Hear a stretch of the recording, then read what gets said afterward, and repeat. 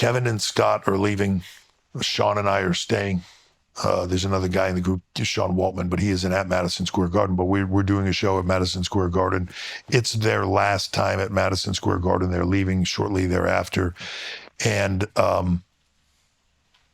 Sean comes to me during the day and he's like, hey, I mentioned something to Vince about us all going out at the end of the show and having a moment together. And I said, what did Vince say? And he was like, yeah, I guess if that means a lot to you or something like that. And so it was kind of very vague. But what was weird about it was... It's funny, that's not how... So what's weird about it is, to the business is, Scott and I are going to wrestle earlier in the show in like a street fight. Yeah. And I beat Scott and the whole thing. And then Sean and Kevin are going to work a cage match for the WWE, at the time, I think WWE title, whatever, in the close of the show. So us coming out there to have a moment together is sort of contrary to the show. Of course. Yeah. Mm-hmm. But when the time comes to do this, Scott and I wrestle earlier. We have this knockdown, drag out street fight, and then now Kevin and Sean go in there, and we're kind of at the end of the show. And there's the way the Garden was set up in the past. There's a side vom that, like guys would always stand at to watch the show. Vince would stand at this curtain. His dad would stand at that curtain. Right, that's where they would watch from. And Scott and I were standing there, and they kind of get to the end of the match, and Sean is kind of looking back at us. And Scott says to me, like, are we supposed to go out there? And I'm like, I don't know, dude. And then Scott looks at Vince and he goes, are we supposed to go out there? And he's like, kind of like, we're all unsure. And then Scott's like, fuck it, I'm going. And he just goes, right? And I think in his mind, like, I'm quitting. Like, yeah, I'm out of here anyways, right? There's So, no cost to him. yeah, fuck it, I'm going. And I'm like, well, fuck. Then they were kind of looking, waving back at me. And I'm like, shit, all right, here I go. So we go out there. And we have this moment. And I mean, the Garden's sold out and they go ballistic. So the people are happy to see you all acknowledge that you're friends and break the It's case. this crazy moment, right? Like it's this crazy moment of like, most people I believe at that time, probably in the Garden, especially New York, is so savvy to everything. Like they know we're all friends. They get it, right? And they know they're leaving. And this is like an incredible, real life moment. First time in wrestling history this has happened? Where you kind of break? Probably that's my understanding. One of the big moments where it actually happens. So we do it. When we come back, everybody's gone. Like everybody. And like usually there's at the Garden, like there's people back there, the agents, all this. So we come back, everybody's gone. I'm like, that's not a good sign. But so Sean goes and talks to Vince, and Vince says, well, that was a lot different than what I thought it was going to be.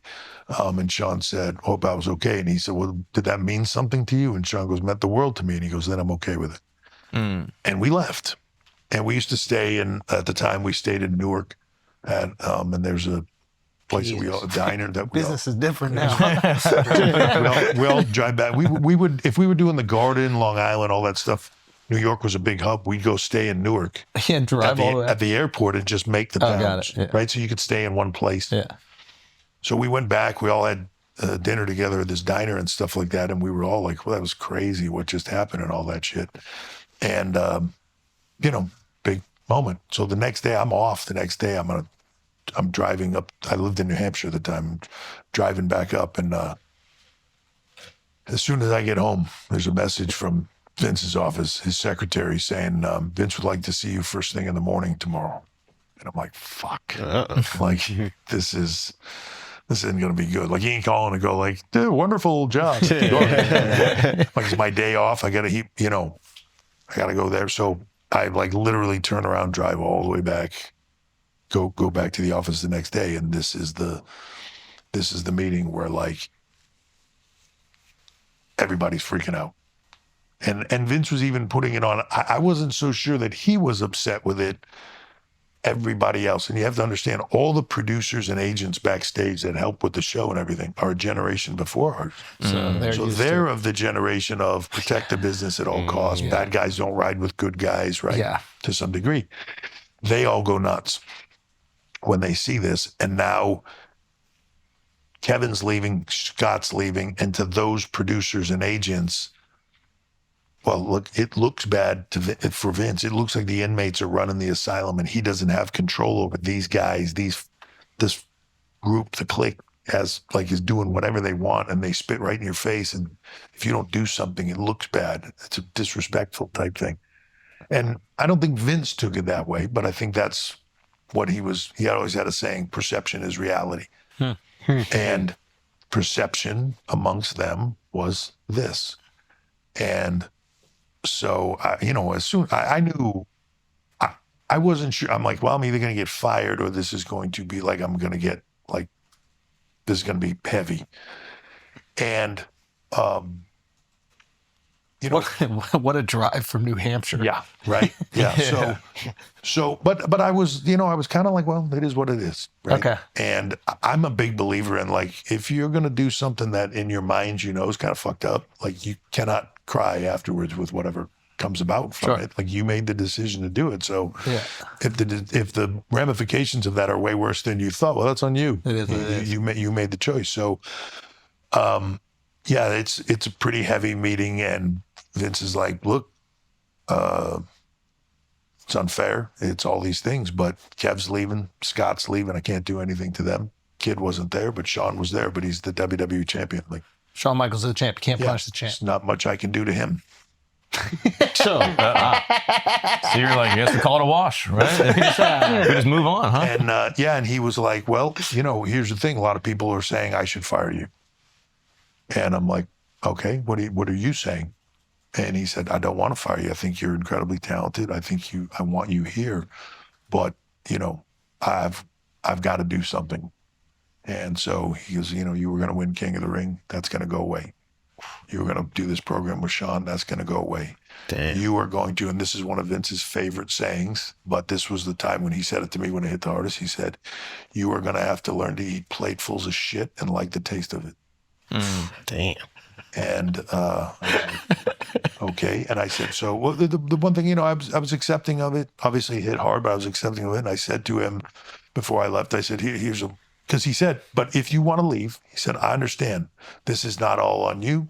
If you want to leave, if you think you can get a job with Turner, with those guys, if you want to leave, I understand that. I'll make it where there's a loophole in your contract. Oh, that's decent. And you can get out. Did you consider it? Did you look No, into it? I didn't want. I had come from there, Yeah, of course. right? So before I came in, so I kind of knew, even though it had risen dramatically and their business had gone through the roof, I was like, I don't want to be there. I'm here for a reason. This is the place where they can make me. What felt better? What felt different? They didn't have a clue what they were doing there. Okay. And it was literally the inmates running the asylum. And I knew that, like, you knew you had a boss right here. You knew that there was one place to get the final answer from, and that it came from one place. And that sometimes that's all you need, is whether you like the decision or you don't, you need somebody to make a decision. It can't be, well, I think this, and then you go to this guy and he's like, no, I don't want to do that. I want to do this. And he's got some kind of creative control, but this other guy's got creative control too. And it's just a mess, right? It's a mess. So one of the things I said to Vince was, I said, I don't want to leave. I said, but if I have no choice, then, well, that's what I have to do. But I said, let me just ask a question. I said, I did the crime. I'll take all the punishment, but I have to know, is there a point where this ends? Is there a light at the end of the tunnel? I'm willing to go through all the shit. I'm willing to take it. I'm willing to do the time for what I did, but I got to know there's an end point on it. If you say to me, I can't get out of this, then I got to go. But if you say to me, no, it'll be a period of time, and then you'll get the opportunity, as long as I'm still delivering to where you feel like I deserve that opportunity. If I can get that opportunity, then I stay. And he said, as far as I'm concerned, there's no issue with me. He said, as far as I'm concerned, when you walk out that door of my office, it's over. It's all done, and you're on flat ground with me. He said, but I gotta, for a period of time, I gotta put this out to everybody else that you're fucked. And then once I feel like that's been enough, then as long as you're still delivering, you get the opportunity to come back up. So I left there, and one of the things that I said to him before I left is I went to the door and I stopped and I said, hey, I just want to ask you one thing. And I just want it to be something that you think about because it's been resonating with me is I understand everybody's point of view, but the world is changing and the business is changing. And I said, if what we did was so bad, then why was the largest or the loudest reaction of the entire night what we did? Like, if what we did was so bad, isn't our job to entertain those people that all paid? I guarantee you the one thing they left there saying is, holy shit, at the end, they all came out. It was this moment. It was real, right? Like I said, the business is changing and we're either going to change with it or it's going to pass us by. And he sat there for a second and he said, you might be right, but right now isn't the moment. It's actually wise, yeah. And I left. And then, yeah, I went from being the guy that was going to win King of the Ring to being the guy that was losing in the first round. And Jake Roberts, who was, fairly old at the time, was sticking the snake down my pants as a ha-ha thing. And, I had I got every shit detail, every bad thing I got given to me. What are examples of that? Like, what are examples of you getting fucked? Whoever was the worst guy that they wanted me to get over, like, just go put that guy, go get beat. So you would have to wrestle these guys that they're trying to build up, and they all have to beat you. Yeah, and I'm not on any media anymore. I'm not featured in the shows. Right. You're just there. You're a B-side fighter. I'm just at best. Right. At best. In boxing, we'd call it a tomato can. Yeah. Yeah. At best. And then so, time went on, and eventually it got to a point where I'm a big believer in, like, if you're talented, and I'll say that about myself, I guess, in that manner. But if you believe in yourself and you believe in your talent, then they can't only hold that back for so long. That'll eventually come out and it'll eventually rise to the top. And it's not about the storyline they give you always or the thing they give you. It's about creating your moments. This is something I tell talent all the time: maximize your minutes. So even if I went out there with a shit detail, I would find something in there for me to have a moment that, oh, that was good, or whatever. You know what I mean? Yeah. Like, I would have that one moment where I at least felt like I came back and I was like, that was horrible, but I at least got this out of it. Made the best of it. Yeah, and you sort of have to have those moments. This might right? be too vague to answer. If it is, that's fine. You can just move on. But what is an example of, like, a moment to, like, a noob like me? Yeah, that's too vague. It's fine. It could be anything, but it just could be when you have an opportunity. At some point as the heel, you're going to have an opportunity to beat the shit out of the babyface. In what manner do you do it? Right? So many people get into a place in our business, I think, or anything else, like in our business, where you believe in yourself and you believe in your ability. And as writers, we're not using you to the best of your ability right now. That happens to everybody, right? And there's ebbs and flows in your career. How you deal with that, though, is up to you. You can go out there and say, I'm going to fucking prove it to them every single night. I'm going to go out there and kill this, no matter what it is. Or you can go, they're not using me. Yeah. They don't care. Fuck that, I'll show them. And go out there and not try. Yeah, like even getting your ass kicked, you can have a good performance. Phone it in. Yeah. Right? There's like, anytime I'm acting or like doing some movies, like sometimes you see some real pros there, right? And they might have like a line or two in the scene, and they'll just find a way to make it the funniest line, even when they're not even saying anything. Like scene stealer, guy in the background that just like where you just can't help but look at that guy. Yeah, and it's like, it's not like they're being narcissistic. They're like given one line, they're like, how can I add to this scene and how can I make this good?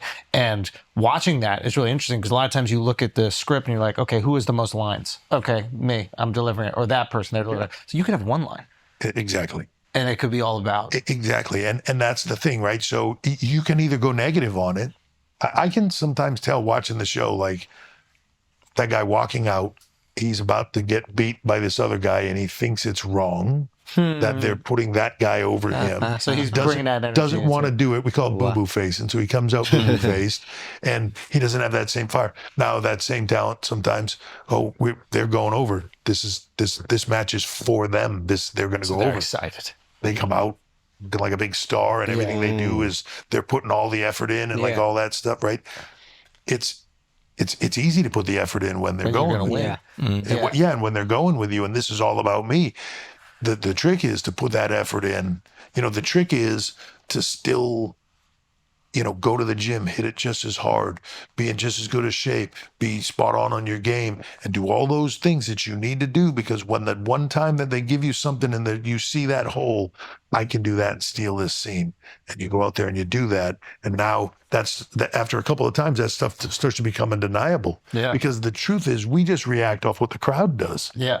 So when the crowd starts to see that and they start to get into a talent, now you're giving that crowd what they want and they're respecting it and they're going with it. We have no choice but to follow that. Yeah. Would you ever get upset at your opponent if it feels like they're just phoning it in during the match? Sometimes. And what do you do? Do you fuck them up a little bit more?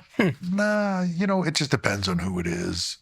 Sometimes you just talk to them like, come on, guys, come on, step up. Or, whatever it is. Sometimes you just can't help